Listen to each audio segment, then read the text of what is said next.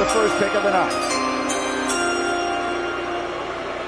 With the first pick in the 2023 NFL Draft, the Carolina Panthers select Bryce Young, quarterback, Alabama.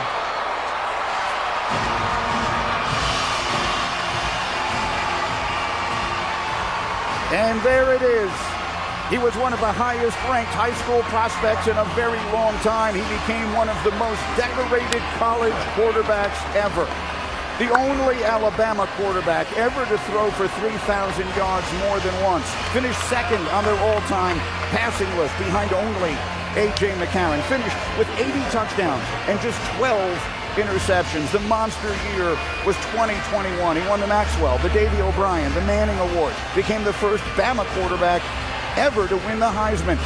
Size, as we've discussed, is the only question mark here, Mel. Talent, character, leadership, all off the chart. No question about it, Greeny. You think about it, I thought this year really defined Bryce Young. When things weren't perfect around him, he really shined. And like I said, he had this team set up, I thought, to maybe be a playoff team and maybe go beyond that. Just an unfortunate, mistake in the Tennessee game, some bad breaks. He had the injury, bottom line. He came back from that, played through it, gutted it out, really. Jahmyr Gibbs is a heck of a player. Game breaker, we're going to see him maybe in the first round, but didn't have the elite receiver. Yet he had this team, like I say, positioned to do some great things, had things broken a little bit better for them. Bryce Young to me, and you're going to hold your breath, like we do with Tua in Miami, right? Hold your breath. You're going to have everything set up perfectly. This quarterback at that size, I know Book, you're going to say, well, it happens to everybody, but it's 5'10", about 185, 190. We know 204 was inflated. Correct. We know that, right? He didn't even get weighed at the pro day because he's at combat. I'm standing by 204. Don't ever weigh me again, right? But the bottom line is that size, and you're the ultimate outlier, you better have all the rest to play the quarterback position at an elite level, and Bryce Young does. Advanced understanding of passing concepts. Mechanics, outstanding. Thrives when he's forced to ad-lib. Possesses great pocket presence. Accurate thrower of the football.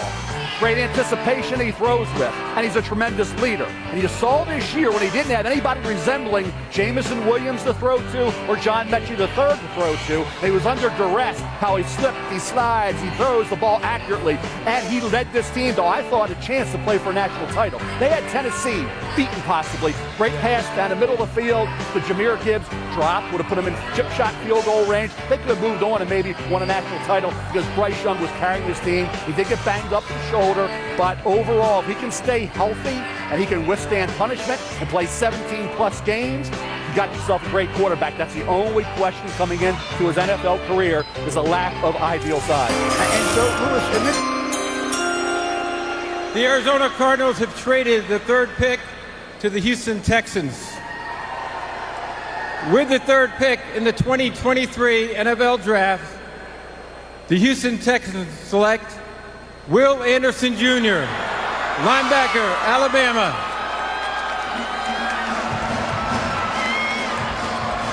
Where to begin with all of the accolades? He was the first true freshman ever to start at linebacker for Nick Saban at Alabama. He was a 3-year starter. He was 2-time SEC Defensive Player of the Year. He won the Bednarik Award, the Lombardi Award, the Nagurski Award twice. Finished his college career with 34.5 sacks. Only the Hall of Famer Derek Thomas Mel ever had more in an Alabama uniform. Yeah, 2 years ago, he was spectacular. He said, boy, he's going to be the #1 pick next year, guaranteed. His stats, his numbers fell off a bit. Didn't test great, ran 4.6. As I said, Von Miller was 4.42, 4.49 in that area. Will Anderson Jr., 4.6, but he's got long arms, 6'3.5", 254-pounder. Gives you everything he has. A defensive line, because about D'Amico, right? You think about the strip sack. He had 0 forced fumbles the last 2 years, only 1 in his career. You like to see that number a lot higher for guys getting in that backfield, getting after the quarterback and wreaking havoc. That's going to be something they have to get him and coach him to do. I think you look at the AFC in general, we talk about chasing Trevor, you got to get after the quarterback. So now they have their quarterback in C.J. Stroud. Now they get a guy who can attack those quarterbacks in the ACC and in their division with Trevor Lawrence. Will Anderson Jr., you look about the way he uses his hands, the way he uses that length. the stunts, the twists, beating a guy out of the stance. He can do that on occasion at the collegiate level. He did that more than one time. He did that a ton of times at the collegiate level. In the NFL, against the best in the business, whether he can do it without being benefiting from, as I say, Nick Saban and the stunts and the twists, we will see. Winning those one-on-ones, can he do that? He's going to give you everything he has. He's got passion for the game. He uses those hands, those strong hands very well. He has those long arms, which you want in an elite pass rusher. And this is a kid, the production, I don't know if anybody in college football over the next years is going to match what he did at Alabama the last 2 seasons. And he's going to rush in a different type of way. We're used to guys coming off the edge with speed. This is more of a power player. Think more Khalil Mack than Von Miller. A guy that can use his hands, a guy that can get up under offensive tackles. He's going to set the edge. I talked to one GM. Is he a home run? He may never be a home run. He'll be an 8 to 10 sack guy, but he'll be a solid double. And for Houston, for an organization that's been through so much, he will set the foundation on the defensive side of the ball of somebody. This is how we play. This is the way we show up to work, and this is how we do things, because the character, more importantly, the football character. With the 4th pick in the 2023 NFL Draft, the Indianapolis Colts select Anthony Richardson, quarterback, Florida. Wow. They go Richardson. A lot of upside and a lot of work to be done for a young man who grew up right there in Gainesville, Florida. Only started 13 games in his college career. The one everyone remembers was the opener in September when he ran for 3 touchdowns in a wild upset win over Utah. The rest of the season filled with some highs and more than a few tough days. The measurables, the size, the speed, the arm strength, Mel, all of it off the charts. Yeah, he can either make your draft or he can break your heart. But I think with his running skills, he's going to be ideal in his own. He's a go-threat quarterback who's going to go into the NFL and right away be one of the top 3 to 4 running quarterbacks. Will the accurate passing evolve? Because at collegiate level at Florida, with only 13 career starts, which in itself is a big red flag. Yes. 13 career starts only. The accuracy, the missing of layups, easy throws. I know he had some drops by the Florida receivers, but against Utah, he was amazing. Talking about that first game, September 3rd, he's at 71%, 106 rushing yards, 3 touchdowns. He looked like the #1 pick overall, guaranteed. Awesome. Next week against Kentucky, he goes from 71% to 40% with 6 carries and only 4 yards rushing. Kentucky contained them. I think they overmatched them, and he looked a little confused in that game. So for Anthony Richardson, they got a lot to work with here. You can bet 6'3.5", 244 pounds, 40.5 vertical, and 4.4 speed. You see the size, you see the speed, the power, you see an amazing running threat. Will his accuracy evolve in the NFL and develop into a quarterback you can count on to make the throws necessary? We'll see what Steichen can do with Anthony Richardson. Well, and if you think about in Indianapolis, they got Jonathan Taylor, all right? So they're going to be able to run the football in that quote-unquote 6-back offense where you can run the ball downhill. But how can a guy who's 6'4", 240, who runs 4.4, not be the #1 pick? You talk about the 13 starts.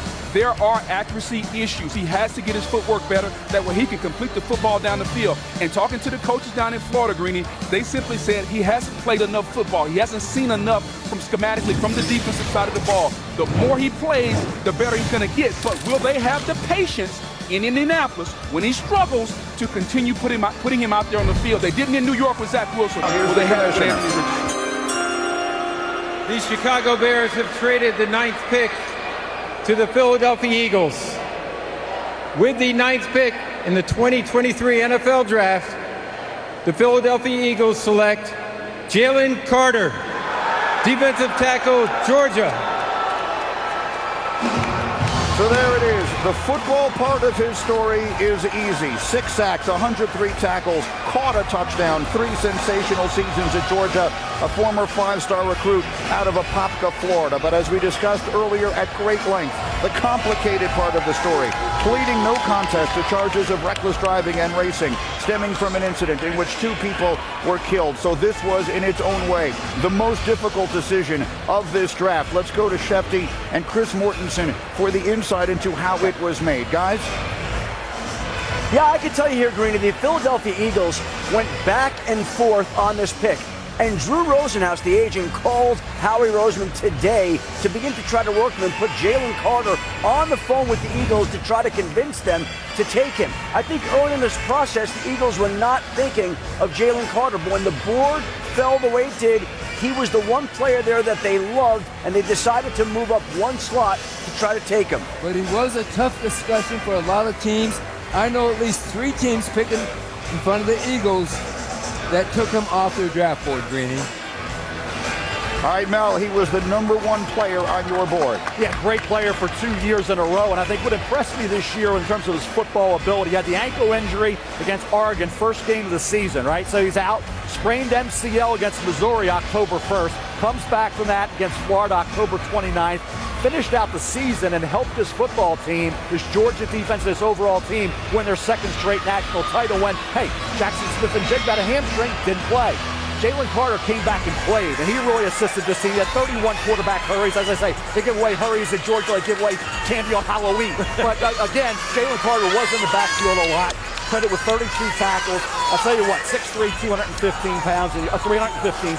A guy who is tough to block. The interior pressure he gets on a consistent basis wreaks havoc, and it really affects quarterback. Jalen Carter didn't have any issues. He's in the mix to be the 1st, 2nd, 3rd pick overall guaranteed. The character concerns obviously pushed him down the draft board to a point where the Eagles, who invest in the trenches on a regular basis and have the strong locker room leadership to make it happen with Jalen Carter. You know, when I studied this player, to me, Ndamukong Suh jumped out on tape, but he's a twitched-up version. A guy that can rush the passer inside out. And how about the irony?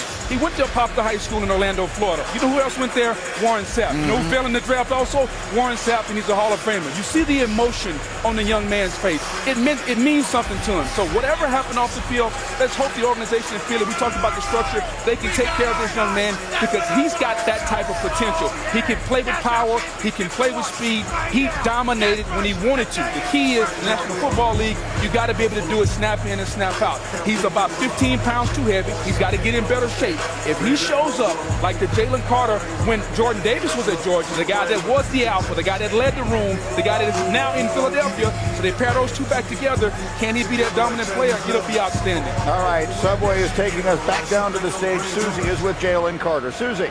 Jalen, you're arguably the most talented player on the best team in the country, but this process felt unpredictable. How would you describe just the range of emotions that you've gone through over the last few months? I don't know. It's a lot. It's a lot. I just want to thank God. I want to thank my mom, thank my family for being out here for me and supporting me. And, you know, it's time to work. The Eagles got the best player in the draft. I'm for the show it. The Eagles guys got on the phone with you today. What did you tell them? And I told them they got the best player in the draft. And, you know, day one, when I get there, it's time to work. And we're for to win the Super Bowl. And you've got former teammates there already. Yeah. What does that mean to you? That means a lot. Jordan Davis and Kobe Dean, you know, I'm for to come there, talk to them guys, and we're for the win. Congratulations. Thank you. So let's show you, Lewis, as we get your thoughts here on Jalen Carter, let's show you just how special the performance from this young man was. But this guy, I'm telling you, it's like a man playing with boys. His quickness, when you talked about, just look at that forearm shift right there. I mean, he's going against offensive linemen now who are 310, 315, and he's just throwing them around. And then look at this bull rush.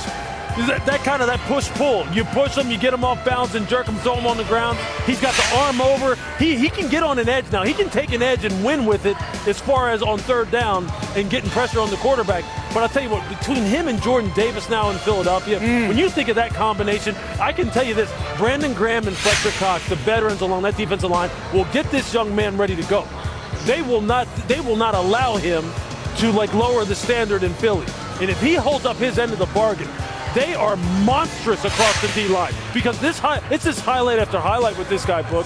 That right there at 315 pounds, it's effortless.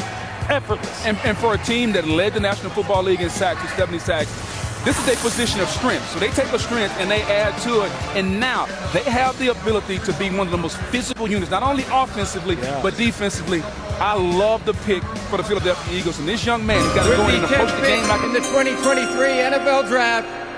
The Chicago Bears select Darnell Wright, offensive tackle, Tennessee.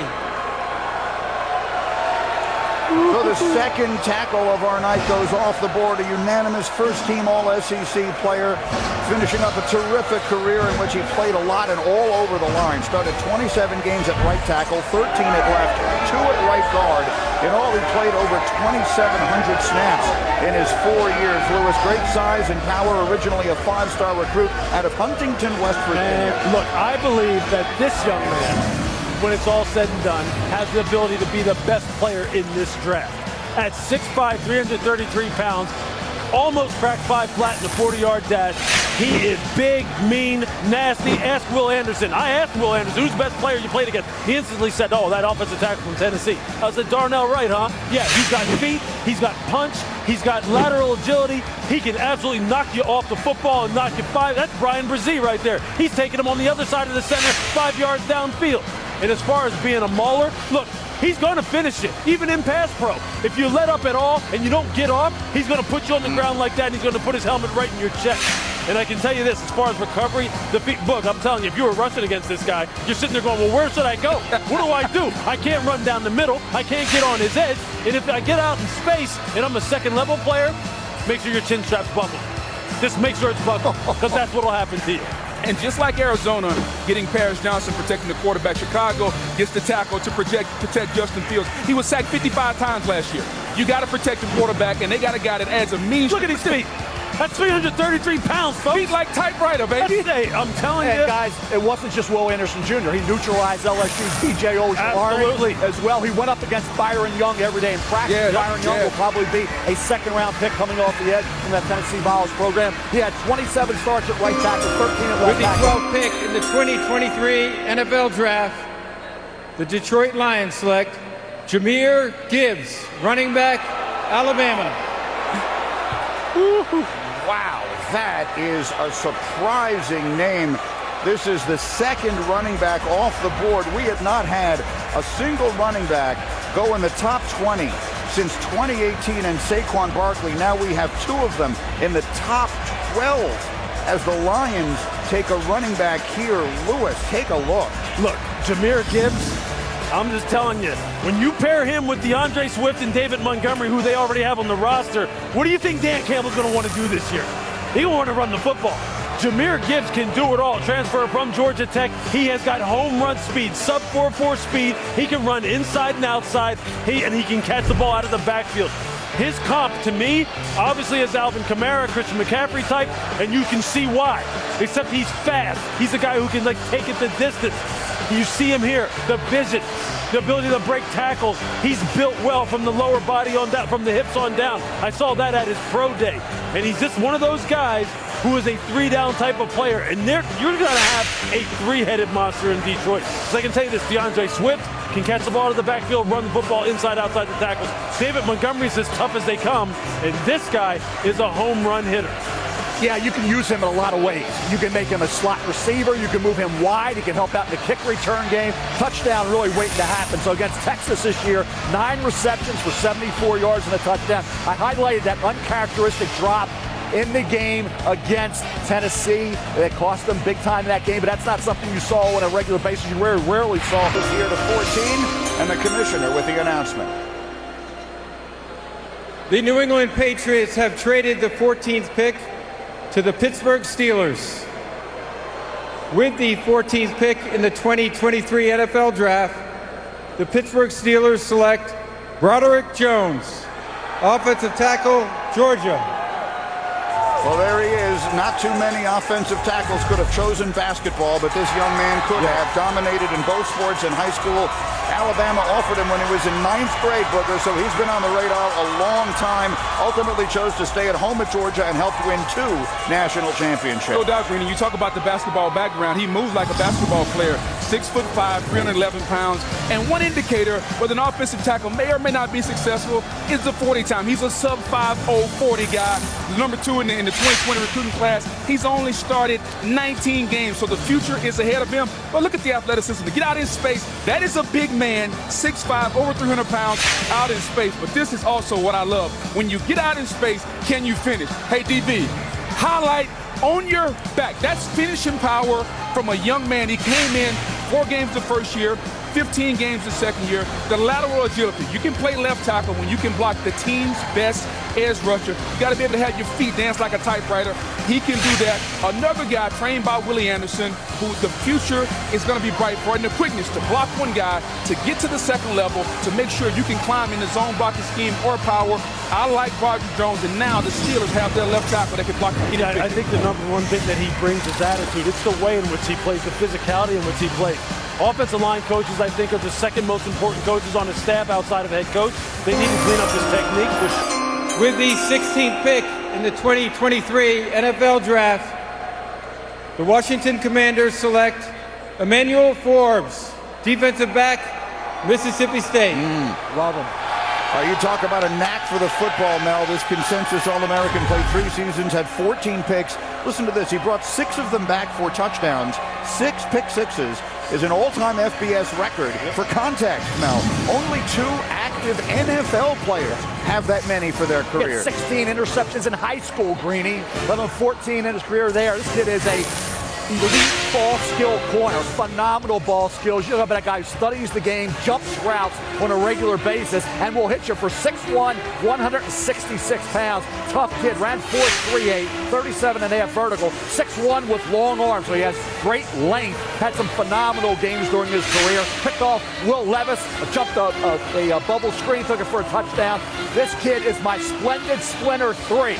He's going to be covering Splendid Splinter 2, which was Devontae Smith in that division. Obviously, the great Splendid Splinter was the late, great Ted Williams. So here we have Splendid Splinter 3, Emmanuel Forbes, 6'1", 166 pounds, right? He never missed a game in 3 years of the SEC due to an injury. He's been durable. He is amazing in terms of ball skills. And he's done it from high school to college in the SEC at Mississippi State. And he's a great kid who will work hard every day in practice. It's another player that I'm not concerned about the weight because the way the game is played. Joining me on stage now are some very special guests, content creators who you know from YouTube, Dude Perfect, and Jason and Travis's mom, Donna Kelsey. Yeah. Thank you, Roger. Okay, Miss Donna, I got a question for you. Sure. So when you've got both boys playing in a game on TV at the same time, right? Okay, Travis is there, Jason's there. How in the world do you decide which game that you're going to watch? Man, I don't know. That's really tough. I don't know. It's just tough to choose. We had a feeling that would be the case, so we cooked up something a little bit special for you to help you break the tie.